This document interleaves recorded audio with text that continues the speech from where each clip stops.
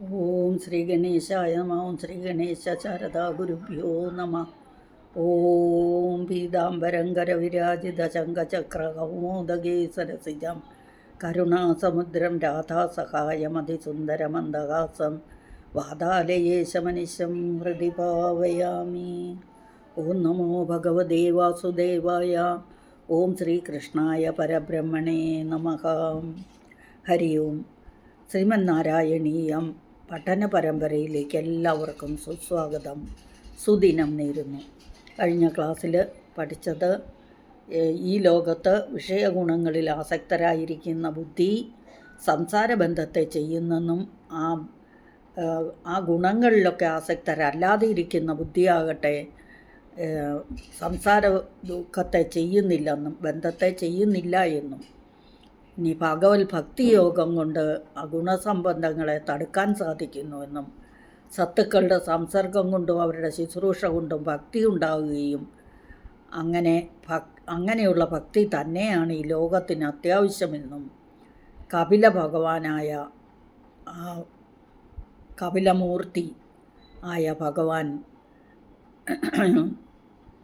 മനുഷ്യ അവതാരമെടുത്ത ആ ഭഗവാൻ സ്വന്തം മാതാവിനോടായി ഉപദേശിച്ചു എന്നും, രണ്ടാമത്തേത് മായയും മഹത്തത്വവും അഹങ്കാരവും പഞ്ചതന്മാത്രകളും പഞ്ചഭൂതങ്ങളും മനസ്സും ഇന്ദ്രിയങ്ങളും ജീവനും, അങ്ങനെ 25 തത്വം, 24 തത്വങ്ങളും ആ ജീവനും, അപ്പോൾ 25, പഞ്ചവിംശൻ 25ാമൻ ആണ് ഈ ജീവൻ, 25ാമനായ പുരുഷനും എന്നാണ്. ഇങ്ങനെ ഉള്ള വിഭാഗത്തെ അറിയുന്ന ജീവാത്മാവും മായയാൽ മോചിക്കപ്പെടുന്നു എന്ന് കപിലസ്വരൂപിയായ ഭഗവാൻ അമ്മയ്ക്കായിക്കൊണ്ട് പറഞ്ഞു കൊടുത്തു, ഉപദേശിച്ചു എന്നർത്ഥം. അടുത്ത ശ്ലോകം, നമുക്കിന്ന് വായിക്കേണ്ട ശ്ലോകം ഒന്ന് വായിക്കാം. ആദ്യത്തെ ശ്ലോകം: പ്രകൃതിഗതഗുണൗഖൈ നാജ്യതേ പുരുഷോയം യദിതു സജതി തസ്യാം തദ്ഗുണാസ്തം ഭജേരൻ മദനുഭജന തത്വാലോചനൈ സാപ്യപേയാത് കപിലതനുരിതിത്വം ദേവഹൂത്യൈനഗാദീഃ വിമലമതിരുപാത്തൈഃ ആസനാദ്യൈർമദംഗം ഗരുഡസമധിരൂഢം ദിവ്യഭൂഷായുധാംഗം രുചിതുലിതതമാലം ശീലയേതാനുവേളം കപിലതനുരിതിത്വം ദേവഹൂത്യൈനഗാദീഃ. 3ഉം 4ഉം ശ്ലോകമാണ് വായിച്ചത്. ഇനി ആദ്യത്തെ ശ്ലോകത്തിൻ്റെ വാക്കുകളൊന്ന് നോക്കാം, പിരിച്ചു നോക്കാം. പ്രകൃതിഗതഗുണൗഖൈഃ ന അജ്യതേ അയം പുരുഷഃ അയം യദി തു സജതി തസ്യാം തദ് ഗുണാഃ തം ഭജേരൻ മദ അനുഭജന തത്വാലോചനൈഃ സാ അപി അപേയാത് കപിലതനുഃ ഇതി ത്വം ദേവഹൂത്യൈ നഗാദീഃ. പ്രകൃതിഗതഗുണൗഖൈഃ, പ്രകൃതിയുടെ ഗുണങ്ങളായ ആ ഗുണങ്ങൾ ഏതൊക്കെയാണ്? സത്വഗുണം, രജോ ഗുണം, തമോ ഗുണങ്ങൾ പ്രകൃതിയുടെ ഗുണങ്ങളാണ്. ഈ ഗുണങ്ങളുടെ സമൂഹങ്ങളെ കൊണ്ട് ഗുണൗഖൈഃ, ഔഖം എന്ന് പറഞ്ഞാൽ സമൂഹം, ഗുണസമൂഹങ്ങളെ കൊണ്ട് ന അജ്യതേ പുരുഷോയം, അയം പുരുഷഃ ന അജ്യതേ. അജ്യത എന്ന് പറഞ്ഞാൽ ബാധിക്കുന്നു, ന അജ്യത എന്ന് പറഞ്ഞാൽ ബാധിക്കുന്നില്ല. അപ്പം ഈ പുരുഷൻ ഈ പുരുഷനെ പ്രകൃതി ഗുണങ്ങളൊന്നും ബാധിക്കുന്നില്ല. പ്രകൃതി എന്ന് പറയുമ്പോൾ ശരീരം, അപ്പോൾ ശരീരഗതമായ യാതൊരു ബന്ധങ്ങളും പുരുഷനെ ബാധിക്കുന്നില്ല. യദിതു സജതി എന്ന് പറഞ്ഞാലും ബാധിക്കുക എന്നുള്ള അർത്ഥമാണ്. അഥവാ ബാധിച്ചാൽ തന്നെ തസ്യാം, അവളിൽ എന്ന് പറഞ്ഞാൽ പ്രകൃതിയിൽ, തത് ഗുണാഹ, ആ ഗുണങ്ങൾ തം ഭജേരൻ, അത് ഭഗവാനെ പൂജിക്കാനായി സേവിക്കാനായി ഉപയോഗിക്കാം. അപ്പം ഭഗവാനെ ഭജിക്കുക. ഇനി ഭജിക്കേണ്ടത് മത അനുഭജന, അതിന് എങ്ങനെയാണെന്നുള്ളതാണ്. മത അനുഭജന തത്വാലോചനൈഹി, എന്നെക്കുറിച്ച് മത അനുഭജനം. മതം എന്ന് പറഞ്ഞാൽ എന്നിൽ, അനുഭജനം നിരന്തരം ഭജിക്കുക, എന്നെ നിരന്തരം ഭജിക്കുക എന്ന് പറഞ്ഞാൽ ഈശ്വരനെ ഭജിക്കുക എന്നർത്ഥം. എന്നെ ഇവിടെ ഭഗവാൻ പറഞ്ഞത്, ഭഗവാൻ അമ്മയോട് പറയുവാണ്, നമ്മൾക്കും ബാധകമാണ്. അപ്പം ഭഗവാൻ ഈശ്വരനെ ഭജിക്കാനാണ് പറഞ്ഞത്. തത്വാലോചന, ഈ തത്വശാസ്ത്രങ്ങളൊക്കെ ചിന്തിച്ചുകൊണ്ട്, ആ തത്വശാസ്ത്രങ്ങളെല്ലാം ചിന്തിച്ച് ഭഗവാനെ നിരന്തരം ഭജിക്കുന്നത് കൊണ്ട് എന്തുണ്ടാവും? സാവി അപേയാത്, ആ ഉണ്ടായ ബന്ധങ്ങളെല്ലാം അപേയാത് വിട്ടുപോകും. അപ്പോൾ സംസാര ബന്ധങ്ങൾ ഇല്ലാതെയാകാൻ ഭഗവാനെ ഭജിച്ചാൽ മതി. ഇതി ഇപ്രകാരം കപിലതനു ത്വം, കപിലമൂർത്തിയായ അങ്ങ് ദേവഹൂത്യൈനഗാതി, ദേവഹൂതിക്കായിക്കൊണ്ട് പറഞ്ഞു. നഗാതി, നന്നായി പറഞ്ഞു. ഗതിക്കുക എന്ന് പറഞ്ഞാൽ പറയുക, ഇതൊക്കെ അർത്ഥം ഞാൻ കഴിഞ്ഞ ശ്ലോകത്തിൽ പറഞ്ഞതാണ്. അപ്പം നന്നായി പറഞ്ഞു, ഉപദേശിച്ചു എന്നർത്ഥം. അപ്പോൾ ഈ ശ്ലോകത്തിൻ്റെ പ്രകൃതിഗത ഗുണൗഖൈർനാജ്യതേ പൂരുഷോയം ഇത് ചൊല്ലുമ്പോൾ ചില പുസ്തകത്തിൽ പ്രകൃതിഗത ഗുണൗഖൈർ ചേർത്തിട്ടുണ്ട്. അഥവാ വിസർഗം പറയുന്നില്ലെങ്കിൽ ഈർ ചേർത്തിട്ട് വായിക്കുക. ഒന്നുകിൽ വിസർഗം അല്ലെങ്കിൽ ഈർ, ഏതെങ്കിലും ഒന്ന് വേണം. അപ്പോൾ പ്രകൃതിഗത ഗുണൗഖൈഹി നാജ്യതേ പുരുഷോയം എന്ന് വായിക്കാം. അല്ലെങ്കിൽ പ്രകൃതിഗത ഗുണൗഖൈർ നാജ്യതേ പുരുഷോയം ഈർ ചേർത്തിട്ടും വായിക്കാം. യദിതു സജതി തസ്യാം തദ്ഗുണാസ്തം ഭജേരന്യ, തദ്ഗുണാഹ തമാണ് ഗുണാഹ, ആ വിസർഗം കഴിഞ്ഞ് തം വന്നതുകൊണ്ട് സായുടെ ഇത് വരണം. അപ്പം ഗുണാസ്തം വിസർഗം പോയിട്ടവിടെ സായുടെ സൗണ്ട് വരും. തദ്ഗുണാസ്തം ഭജേരന്, ഭജിക്കുക എന്ന് പറഞ്ഞാൽ സേവിക്കുക എന്നർത്ഥം. മതനുഭജന തത്വാലോചനൈ സാപ്യപേയാത് കപിലതനുരിതിത്വം ദേവഹൂത്യൈനഗാദീഹി. മതനുഭജന തത്വാലോചനൈ സാപ്യപേയാത് ഒറ്റ വാക്കാണ്, ഒന്നിച്ചു വായിക്കണം. കപിലതനുരിതിത്വം ദേവഹൂത്യൈനഗാദീഹി. ഇവിടെ ജീവാത്മാവ് ശരീരങ്ങളോട് ആശ്രയിച്ചിരിക്കുന്നെങ്കിലും ആ ശരീരങ്ങളുടെ ജോലിയെല്ലാം ചെയ്യുന്നത് ജീവാത്മാവ് തന്നെയാണ് ചെയ്യാൻ സഹായിക്കുന്നത്, അല്ലേ? നമ്മളുടെ ശരീരം, കയ്യ്, കാല്, കണ്ണ്, മൂക്കൊക്കെ വർക്ക് ചെയ്യുന്നുണ്ടെങ്കിൽ അതിന് കാരണമാരാണ്? ആ ഭഗവാൻ തന്നെയാണ്. ഭഗവാന്റെ അനുഗ്രഹം ഉണ്ടെങ്കിലേ നമുക്ക് ചലിക്കാനൊക്കെ സാധിക്കുള്ളൂ. അപ്പോൾ ജീവാത്മാവ് ശരീരങ്ങളോട് ആശ്രയിച്ചിരിക്കുന്നു എങ്കിലും ആ ശരീരധർമ്മങ്ങളാകുന്ന പ്രവൃത്തി, ആ അനുഭവം, അത് ഞാൻ അനുഭവിക്കുന്നു എന്ന് ബോധം വരുന്നത് ജനന മരണാദികളാലും സംബന്ധിക്കപ്പെടുന്നില്ലെന്ന് പറഞ്ഞാൽ ജീവന് ജനനോ മരണോ ഒന്നുമില്ല, ശരീരത്തിനേ ഇതൊക്കെ ഉള്ളൂ. അപ്പം നമ്മളിൽ എപ്പോൾ ഭഗവാന്റെ അംശമുണ്ടോ, ആ ജീവൻ നിലനിൽക്കുന്നു, അതുവരെയേ ഇതൊക്കെ ഉള്ളൂ എന്ന് അർത്ഥം. അപ്പം ജീവാത്മാവ് ശരീരങ്ങളോട് ആശ്രയിച്ചിരുന്ന് നമ്മളുടെ ശരീരം ചെയ്യേണ്ട ജോലികളൊക്കെ ചെയ്യാനായി നമ്മളെ സഹായിക്കുന്നു. അതെങ്ങനെയാണ് നമ്മൾ അറിയുന്നത്? അനുഭവം കൊണ്ട് അനുഭവിച്ചറിയുന്നു. പിന്നെ ജനന മരണ സംബന്ധമായ ബന്ധിക്കപ്പെടുന്നവ, അപ്രകാരമുള്ള ജീവൻ ശരീരാദിയായ പ്രകൃതിയിൽ, ശരീരം ആയ പ്രകൃതിയിൽ ഞാൻ, എൻ്റെ, എനിക്ക് എന്നിങ്ങനെയൊക്കെയുള്ള അഹങ്കാരത്തെ, ആ അഭിമാനത്തെ ചെയ്യുന്നു. എങ്കിൽ ആ പ്രകൃതി ഗുണങ്ങൾ അവനെ സംസാര ദുഃഖത്തെ അനുഭവിപ്പിക്കും.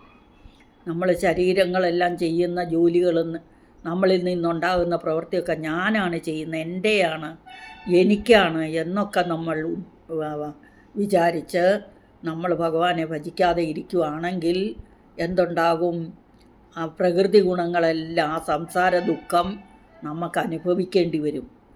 അപ്പോൾ അതിൻ്റെ നീക്കം ചെയ്യാനായി, അല്ലെങ്കിൽ അതിൻ്റെ നിവൃത്തിക്കായിക്കൊണ്ട് നമ്മൾ എന്തു ചെയ്യണം? ഭഗവാൻ പറയുന്നു, എന്നിൽ അടിയുറച്ച ഭക്തിയും ബ്രഹ്മജ്ഞാനവും നേടുക. മതനുഭജന തത്വാലോചനൈ സാപ്യപേയാത് അപേയാത്. അപ്പോൾ വിട്ടുപൊക്കോളും. എപ്പോൾ? മതനുഭജന തത്വാലോചനൈ, എന്നെ ഭജിക്കുന്നതിൽ, അല്ലെങ്കിൽ ഭഗവാനെ ഈശ്വരനെ ഭജിക്കുന്നതിൽ അടിയുറച്ച വിശ്വാസവും ഭക്തിയും കൊണ്ട്.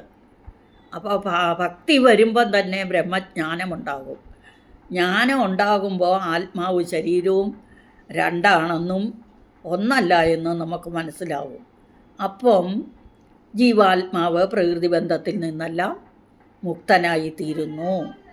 ഇപ്രകാരം അങ്ങ് ദേവഹൂതിക്കായിക്കൊണ്ട് പറഞ്ഞു എന്ന് ആദ്യത്തെ ശ്ലോകം. രണ്ടാമത്തെ ശ്ലോകം, വിമലമതിരുപാത്തൈഹി ആസനാദ്യൈർമദംഗം ഗരുഡസമധിരൂഢം ദിവ്യഭൂഷായുതാംഗം രുചിതുലിതതമാലം ശീലയേതാനുവേളം കപിലതനുരിതിത്വം ദേവഹൂത്യൈനഗാദീഹി. ഇവിടെ വിമലമതിഹി ഉപാത്തൈഹി ആസനാദ്യൈഹി മദ് അംഗം ഗരുഡസമധിരൂഢം ദിവ്യഭൂഷായുധാംഗം രുചിതുലിതതമാലം ശീലയേതാനുവേളം കപിലതനുഹു ഇതി ത്വം ദേവഹൂത്യൈനഗാദീഹി. വിമലമതിഹി, വിമലമതി, വിമലം എന്ന് പറഞ്ഞാൽ ശുദ്ധമായത്, ശുദ്ധമായ ബുദ്ധി, അല്ലെങ്കിൽ നമ്മുടെ ബുദ്ധി, മനസ്സ്, ചിത്തം, അതിനെയൊക്കെയാണ് മതി എന്ന് പറയുന്നത്. അപ്പോൾ വിമലമായ മതി എന്ന് പറഞ്ഞാലോ ശുദ്ധമായ മനസ്സ്, ഉപാത്തൈഹി, ശുദ്ധമായ മനസ്സിനെ അല്ലെങ്കിൽ ധ്യാനത്തെ, അല്ലേ? വിമലമതിഹി, ശുദ്ധമായ മതി, ഉപാത്തൈഹി, ഉപാത്തൈ എന്ന് പറഞ്ഞാൽ സ്വീകരിക്കുക, തന്നിലേക്ക് വന്നു ചേരുന്നതിനെയാണ് ഉപാത്തൈഹി എന്ന് പറയുന്നത്. ആത്തൈഹി എന്ന് പറഞ്ഞാൽ വരിക, വന്നു ചേരുക. ഉപാത്തൈഹി എന്ന് പറഞ്ഞാൽ ഒന്നും കൂടി, അതായത് നന്നായിട്ട് വന്നു ചേരുക എന്നോട്, സ്വീകരിക്കുക എന്നൊക്കെ അർത്ഥം. ഉപാത്തൈഹി, അതായത് നമ്മളൊരു പൂജയൊക്കെ ചെയ്യുമ്പോൾ അവിടെ മമോപാത്ത പറഞ്ഞിട്ട് ചെയ്യാറില്ലേ? അതായത് പൂജയ്ക്ക് മുമ്പ് പറയേണ്ട ചില വിനിയോഗങ്ങളൊക്കെ പറയുമ്പോൾ മമോപാത്ത, എന്നാൽ ചെയ്യപ്പെട്ട അല്ലെങ്കിൽ എന്നിൽ നിന്നുണ്ടായ ആ പാപങ്ങൾ, അതിനെയാണ് നമ്മൾ, അതെല്ലാം എന്നിലേക്ക് വന്ന, എന്നാൽ വരുത്തിയ ആ ദുഃഖങ്ങൾ, അല്ല ആ പാപങ്ങൾ, അതിനെയൊക്കെ ക്ഷമിക്കണം എന്നൊക്കെ മമ ഉപാത്തൈ എന്നൊക്കെ പറയും, അല്ലേ? അത് തന്നെയാണ് ഇവിടെ ഉപാത്തം. സ്വീകരിക്കപ്പെട്ട, തന്നിലേക്ക് വന്നു ചേരപ്പെട്ട ആസനാദ്യൈർ മദംഗം. ആസനാദ്യ, ഒരൊറ്റ വാക്ക്. ഇത് മൂന്നാമത്തെ ശ്ലോകം 27ാമത്തെ അധ്യായം, ഭാഗവതത്തിലെ തൃതീയ സ്കന്ധത്തിലെ 27ാമത്തെ അധ്യായത്തിലെ അതിൻ്റെ സാരാംശമാണ്, അല്ലെങ്കിൽ അതിൻ്റെ സംക്ഷീകരിച്ച ആ ഒരു ഇതാണ് ഈ ഒരു ശ്ലോകം. അപ്പോൾ ആ അധ്യായത്തെ മുഴുവനാണ് ഒരു ശ്ലോകം കൊണ്ട് ഇവിടെ മേൽപ്പത്തൂർജി പറഞ്ഞിരിക്കുന്നത്. ആദ്യത്തെ ശ്ലോകം 25ാമത്തെ അധ്യായത്തിൽ നിന്നും അതിൻ്റെ സാരാംശവും ഭക്തി യോഗമെന്നത്, രണ്ടാമത്തെ ശ്ലോകം 26ാമത്തെ അധ്യായത്തിൻ്റെ സാരാംശവും ഈ 27-ാം അധ്യായത്തിൻ്റെ സാരാംശമായിട്ട് 3-ാമത്തെ ശ്ലോകവും 4-ാമത്തെ ശ്ലോകം 28-ാമത്തെ അധ്യായത്തിൻ്റെ സാരാംശമാണ്. അപ്പോൾ 27-ാമത്തെ ഭാഗവതത്തിലെ തൃതീയ സ്കന്ധത്തിലെ ആ അധ്യായത്തിൻ്റെ സാരാംശമാണ് 3-ാം ശ്ലോകം. പ്രകൃതിഗതഗുണൗഖൈഃ നാജ്യതേ പൂരുഷോയം യദു സജതി തസ്യാം തദ്ഗുണാസ്തം ഭജേരൻ മദനുഭജന തത്വാലോചനൈ സാപ്യവേയാത് കപിലതനുരിതിത്വം ദേവഹൂത്യൈനഗാദീഃ സാ അപി അപേയാത് സാപ്യപേയാത്. അപ്പം മദനുഭജന തത്വാലോചനൈ സാപ്യപേയാത് ഒറ്റ വാക്കാണ്. സാ അപി അപേയാതാണ്. അപേയത എന്ന് പറഞ്ഞാൽ വിട്ടുപോവുക, ഇല്ലാതെയാക്കുക, വിട്ടുപോവുക, അവിടം വിട്ടുപോവുക. അപി സാ അപി അപേയാത് വിട്ടുപോകും. അപ്പോൾ അവിടെ നമ്മളെന്താ ഇത് പറഞ്ഞേ? ഭക്തവാത്സല്യാദികളായിരിക്കുന്ന ഗുണഗണങ്ങളുടെയും അല്ലേ, അല്ലെങ്കിൽ എന്താ പ്രകൃതിയിൽ നിന്ന് ഉണ്ടാകുന്ന പ്രകൃതി പറഞ്ഞാൽ ശരീരം, ജീവാത്മാവും ശരീരവും അല്ലേ. ശരീരങ്ങളോട് ജീവാത്മാവ് ആശ്രയിച്ചിരിക്കുന്നു എങ്കിലും ശരീരധർമ്മങ്ങളൊക്കെ ചെയ്യുന്നത് ആ ആത്മാവ് തന്നെയാണ്, ജീവാത്മാവാണ്. അപ്പോൾ അത് ഞാൻ അനുഭവിക്കുന്നു എന്ന്, അല്ലെങ്കിൽ ജനന മരണം തുടങ്ങിയ ദുഃഖങ്ങൾ ബന്ധങ്ങൾ കൊണ്ട്, അപ്പോൾ ഈ ഭഗവാനിൽ ഇത് ചെയ്യുന്നുണ്ടെങ്കിൽ ബന്ധിക്കപ്പെടുന്നില്ല അല്ലേ. സംസാര ദുഃഖങ്ങളെ ഒന്നും ബന്ധിക്കപ്പെടുന്നില്ല. ഈ ജീവാത്മാവിനെ അതൊന്നും ബാധിക്കത്തില്ല, ശരീരങ്ങളെ മാത്രമേ ബാധിക്കുകയുള്ളൂ. അങ്ങനെ ആ ജീവൻ ബന്ധങ്ങളൊന്നുമില്ലാത്ത ആ ജീവൻ ശരീരിയായി അല്ലെങ്കിൽ ശരീരാദിയായ ഈ പ്രകൃതിയിൽ ഞാൻ, എൻ്റെ, എനിക്ക് എന്നൊക്കെയുള്ള അഹങ്കാരം വരുന്നുണ്ടെങ്കിൽ, അഹങ്കരിക്കുന്നുണ്ടെങ്കിൽ, അല്ലെങ്കിൽ ആ അഭിമാനത്തെ ചെയ്യുന്നെങ്കിൽ ആ പ്രകൃതി ഗുണങ്ങൾ അവനെ സംസാര ദുഃഖത്തിൽ നിന്ന് ദുഃഖത്തെ അനുഭവിപ്പിക്കും. അപ്പോൾ നമ്മൾക്ക് ഈ ആത്മാവ് ചെയ്യുന്ന ശരീരധർമ്മങ്ങളൊക്കെ ചെയ്യുമ്പോൾ അത് ഞാനാണ് ചെയ്യുന്നത്. അതായത് നമ്മളിൽ ജീവനില്ലെങ്കിൽ നമ്മൾക്ക് ഒന്ന് ചലിക്കാൻ പോലും പറ്റില്ല.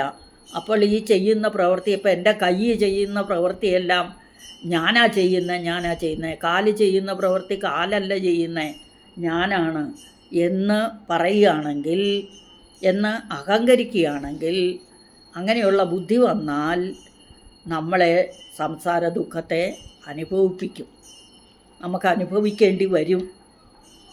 പക്ഷേ അതിനെ ഇല്ലാതെയാക്കാൻ, അത് വിട്ടുപോകാൻ വേണ്ടി നിവൃത്തിക്കായി നമ്മൾ എന്തു ചെയ്യണം? ഭഗവാനിൽ അടിയുറച്ച ഭക്തിയും ബ്രഹ്മജ്ഞാനവും നേടണം. അതാണ് തത്വാലോചനം. തത്വശാസ്ത്രങ്ങളെയൊക്കെ ചിന്തിച്ച് ഭഗവാനെ ഭജിക്കുക. അപ്പം ഈ ബന്ധങ്ങളെല്ലാം വിട്ടുപോകും, അപേയാത് വിട്ടുപോകും, ഇല്ലാതെയാകും എന്ന് പറഞ്ഞു. അപ്പോൾ ജീവാത്മാവ് പ്രകൃതി ബന്ധത്തിൽ നിന്ന് മുക്തനായിട്ട് ഭവിക്കുന്നു എന്ന് ഭഗവാൻ, കപിലമൂർത്തിയായ ഭഗവാൻ അമ്മയോട് ഉപദേശിച്ചു. അടുത്ത ശ്ലോകം. വിമലമതിരുപാത്തൈഃ ആസനാദ്യൈർമദംഗം ഗരുഡസമധിരൂഢം ദിവ്യഭൂഷായുധാംഗം രുചിതുലിതതമാലം ശീലയേതാനുവേലം കപിലതനുരിതിത്വം ദേവഹൂത്യൈനഗാദീഃ.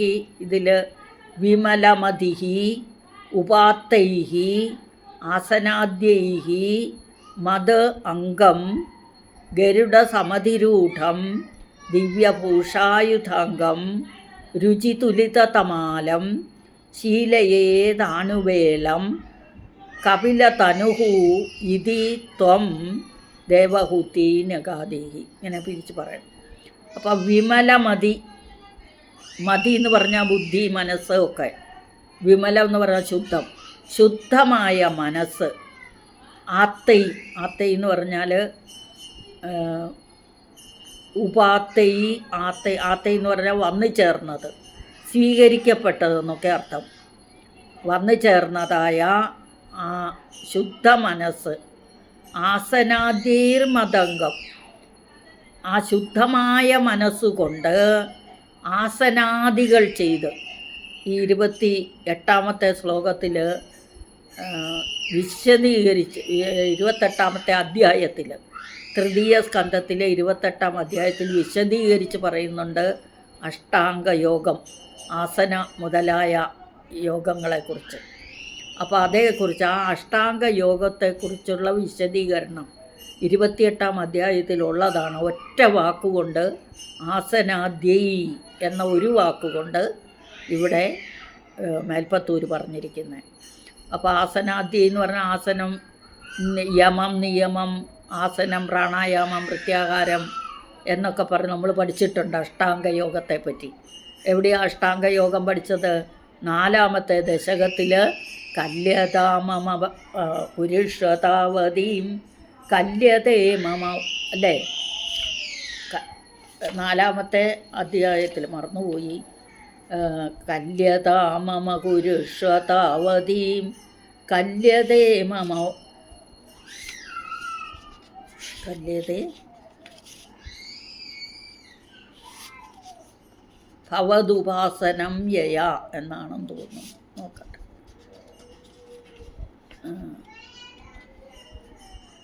ഇവിടെ 4-ാം അധ്യായം,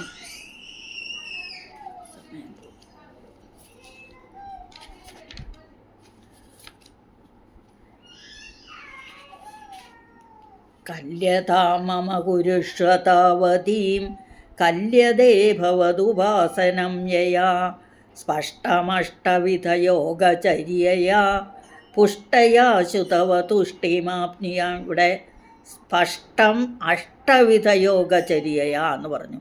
ആ അഷ്ടാംഗ യോഗത്തെ പറ്റിയാണ് ഇവിടെ ഒരു വാക്കുകൊണ്ട് ആസനാദി എന്ന് പറഞ്ഞേ. അടുത്ത ശ്ലോകത്തിലും ബ്രഹ്മചര്യ ദൃഢതാദിപിയമൈഹി, അതെന്തൊക്കെയാണെന്നാണ് പറയുന്നത് അഷ്ടാംഗ യോഗങ്ങൾ. യമം, നിയമം ഞാൻ വിശദീകരിച്ച് പറഞ്ഞതെന്ന് പഠിപ്പിച്ചതാണ്. ആപ്ലവാദിയം നിയമൈശ്ച ഭാവിതാഹ, യമം നിയമം. കുർമഹേദിടമീ സുഖാസനം, ആസനം, സുഖാസനം. പങ്കജാദ്യമഭിവാഭവത്പരാഹ. ഇനി താരമന്തരനുചിന്യ സന്തതം പ്രാണവായുമഭിയമ്യ. അപ്പോൾ പ്രാണൻ,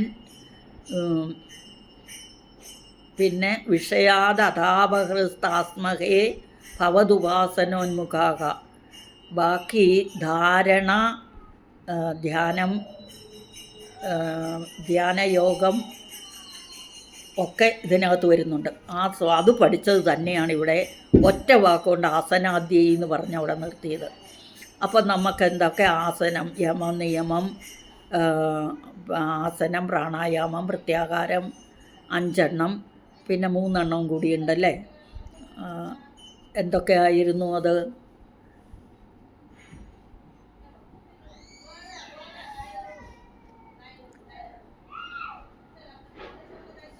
പത്മാസനം പോലെയുള്ള ആസനത്തെയൊക്കെ ശീലിച്ചിട്ട് എന്നാണ് ഇവിടെ പറഞ്ഞത്. അപ്പോൾ വിമല ആസനാദ്യൈർ മതംഗം, എൻ്റെ അംഗത്തെ, മത് എന്ന് പറഞ്ഞാൽ എൻ്റെ അംഗം, അംഗം എന്ന് പറഞ്ഞാൽ അവയവം, എൻ്റെ അവയവത്തെ ശീലയേതാനുവേലം, ശീലിക്കുക. ശീലയാണെന്ന് പറഞ്ഞാൽ ധ്യാനിക്കുക, ധ്യാനിച്ച് ധാരണയുണ്ടാക്കിയിട്ട് ധ്യാനിക്കുക. ഭഗവാനെ നമ്മൾ ശ്രീകോവിലിൻ്റെ മുമ്പിൽ പോയി തൊഴുമ്പോൾ ഒരു പ്രാവശ്യം ആ രൂപം കണ്ടു കഴിഞ്ഞ് പിന്നെ കണ്ണടയ്ക്കും. നമ്മൾ കണ്ണടച്ചിട്ട് മനസ്സിലേക്ക് ധ്യാനിക്കും, അല്ലേ? അതുപോലെ ഭഗവാനെ, ആ ഭഗവാന്റെ ആ അംഗത്തെ കണ്ടുകൊണ്ട് ശീലിക്കുക. വേള എന്നിവിടെ പറഞ്ഞത് നമ്മുടെ മലയാളത്തിലെ വേള തന്നെയാണ്, ആ സമയം. കാലം, യഥാകാലം എന്നർത്ഥം. രാവിലെയും ഉച്ചയ്ക്കും വൈകുന്നേരം 3 സന്ധ്യകളിലൊക്കെയാണ് നമ്മൾ ധ്യാനം, പൂജ ഇതൊക്കെ ചെയ്യാറ്, നാമജപമൊക്കെ ചെയ്യാറ്. അതാണ് ശീലയേ താനുവേളം, കാലമനുസരിച്ച്, സമയമനുസരിച്ച്, വേളകളിൽ എന്നർത്ഥം. വേലം സംസ്കൃതത്തിൽ ലായും ലായും തമ്മിൽ വ്യത്യാസമില്ല. അപ്പോൾ ഇവിടെ എങ്ങനെയൊക്കെയാണ് ആ സമയങ്ങളിൽ, അതാത് വേളകളിൽ നമ്മൾ ശീലിക്കുക. ഇനി എങ്ങനെയാണ് ശീലിക്കേണ്ടത്, ആരെയാണ് ശീലിക്കേണ്ടത്, എങ്ങനെയുള്ളതാണ് മതംഗം, എൻ്റെ അംഗം എന്ന് ഭഗവാൻ തന്നെ പറയുന്നു. ഗരുഡ സമതിരൂഢം, ഗരുഡനിൽ ആരൂഢനായിരിക്കുന്നു, ഗരുഡൻ്റെ പുറത്ത് ആരൂഢനായിരിക്കുന്ന ദിവ്യഭൂഷം, ഭൂഷങ്ങൾ അലങ്കാരങ്ങൾ, ഭൂഷ ആയുധാംഗം, ആയുധങ്ങൾ, അംഗത്തിൽ ഭഗവാന്റെ അംഗങ്ങളിലൊക്കെ ഓരോ ആയുധങ്ങളും ഭൂഷങ്ങളും നന്നായിട്ട് അലങ്കരിച്ചിരിക്കുന്നു. എന്തുകൊണ്ടൊക്കെ അലങ്കരിച്ചിരിക്കുന്ന? ദിവ്യ ആഭരണങ്ങളാലും ദിവ്യ ആയുധങ്ങളാലും അലങ്കരിക്കപ്പെട്ടിരിക്കുന്നവനും രുചി തുലിത തമാലം. രുചി എന്ന് പറഞ്ഞാൽ ഭംഗി, കാന്തി എന്നൊക്കെ അർത്ഥം.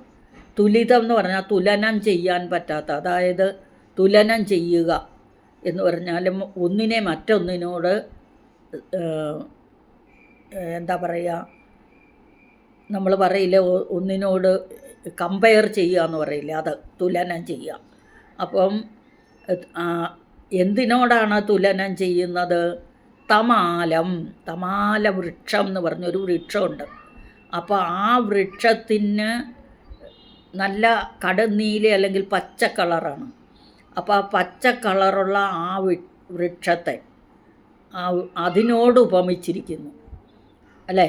അതാണ് തുലിത തമാലം. തമാല വൃക്ഷത്തിൻ്റെ ഒരു പച്ച കളറാണ് ആ പച്ച, മരതക പച്ച എന്ന് പറയില്ലേ, ആ കളറ്.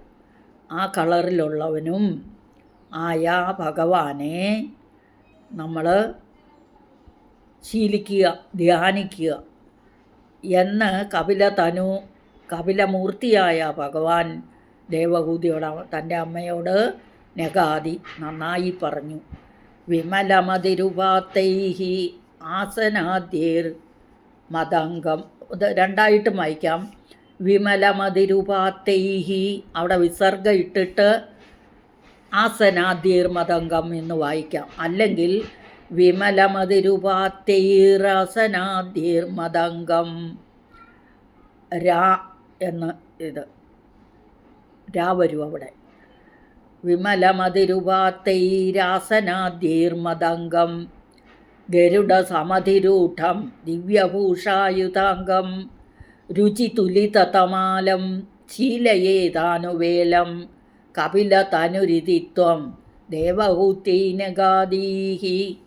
അതായത് ഈ പുരുഷൻ, അതായത് ജീവാത്മാവ് യമനിയമങ്ങളെ കൊണ്ട് വിശുദ്ധമായിരിക്കുന്ന ബുദ്ധിയോടുകൂടിയവനായി ധ്യാനത്തിന് നിർദ്ദേശിക്കപ്പെട്ടിരിക്കുന്ന പത്മാസനം, പ്രാണായാമം തുടങ്ങിയ, ഇവിടെ പത്മാസനാദി സുഖാസനങ്ങൾ ഏതെങ്കിലും ദൃഢമായി ശീലിച്ചിട്ട്, പത്മാസനം, പ്രാണായാമം ഇതൊക്കെ ഏതെങ്കിലും ദൃഢമായി ശീലിച്ചിട്ട് ശ്രീ ഗരുഡൻ്റെ മുകളിലിരിക്കുന്നവനും ഉപരിഭാഗത്തിരിക്കുന്നവനും ആരൂഢം ചെയ്യുക എന്ന് പറഞ്ഞാൽ മുകളിലിരിക്കുക എന്നർത്ഥം.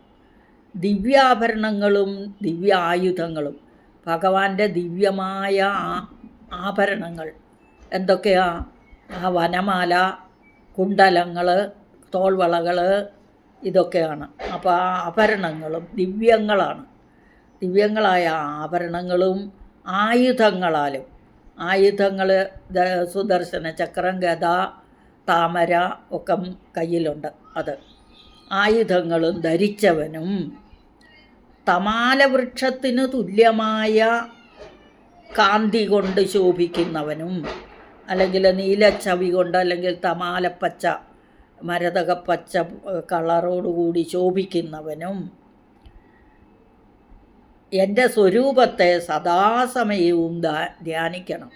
അപ്പോൾ ഭഗവാനെ എപ്പോഴും മനസ്സിൽ കണ്ട് ധ്യാനിക്കുക എന്നിങ്ങനെ ഭഗവാൻ തൻ്റെ അമ്മയോട്, കപിലമൂർത്തിയായ ഭഗവാൻ തൻ്റെ അമ്മയോട് ഉപദേശിച്ചു. ഇത് അമ്മയോട് മാത്രമുള്ള ഉപദേശമല്ല, അമ്മയ്ക്ക് ഇങ്ങനെ കൊടുക്കുന്ന ആ ഉപദേശം നമ്മളെയും ബാധിക്കും, നമ്മൾക്കും ചെയ്യാം.